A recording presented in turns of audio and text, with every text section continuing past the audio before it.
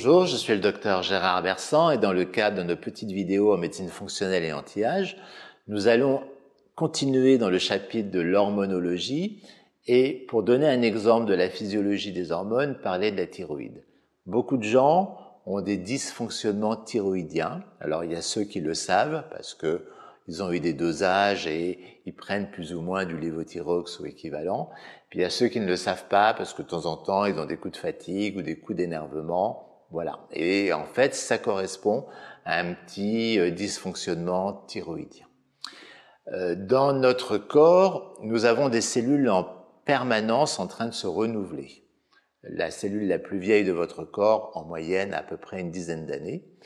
Et pour assurer ce renouvellement, nous avons besoin de messagers destructeurs, surtout cortisol, et de messagers constructeurs.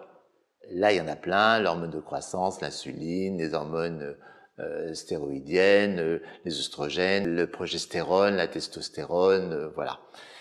Comme toujours dans la vie en général, il faut relativement peu de choses pour détruire, comparativement à tout ce qu'il faut pour construire de manière harmonieuse.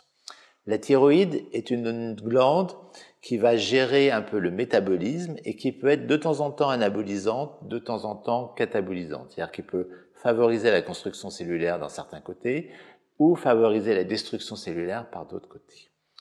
Cette glande thyroïde est très sujette à l'environnement.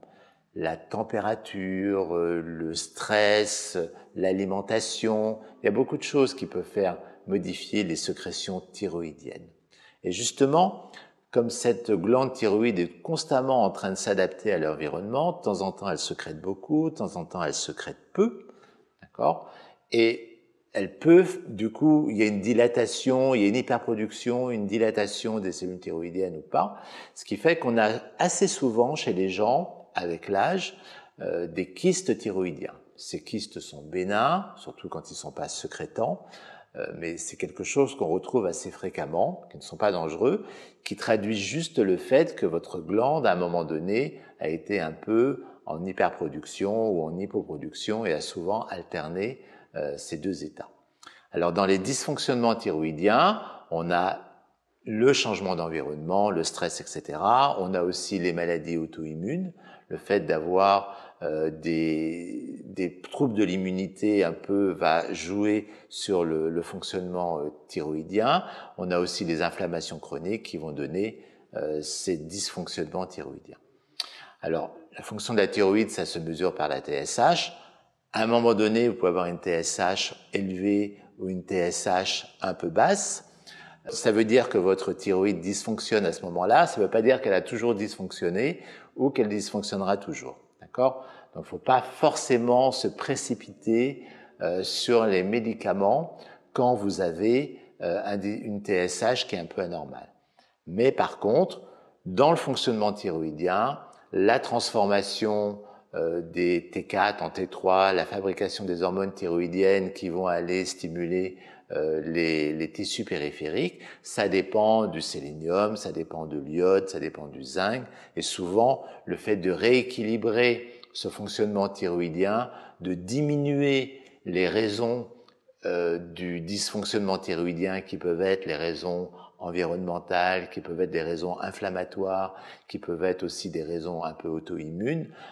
Le fait de jouer sur les causes, sur les raisons de ce dysfonctionnement thyroïdien suffit pour la plupart du temps à éviter d'avoir recours aux médicaments, voire dans certains cas de pouvoir diminuer et arrêter les traitements. On voit que la compréhension de la physiologie d'une glande par rapport aux autres, parce que je répète que la thyroïde va aussi dépendre du taux de cortisol, de DHEA, des hormones stéroïdiennes, etc. Le fait d'intégrer le fonctionnement d'une glande dans une symphonie hormonale globale va permettre de rééquilibrer le fonctionnement de cette glande et de ne pas avoir recours au traitement. Le problème des traitements, quand vous prenez du lévothyrox, c'est que vous avez une dose moyenne d'hormones thyroïdiennes qui est sécrétée. Cette dose est plus ou moins adaptée, plus ou moins équilibrée, mais elle n'est jamais tout à fait physiologique.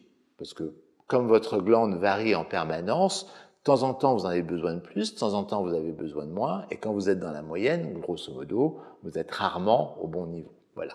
D'où l'importance de faire de la médecine fonctionnelle, d'où l'importance de rééquilibrer nos hormones de manière physiologique.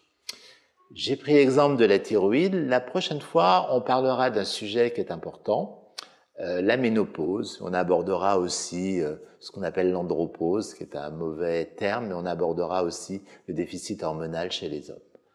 À la semaine prochaine.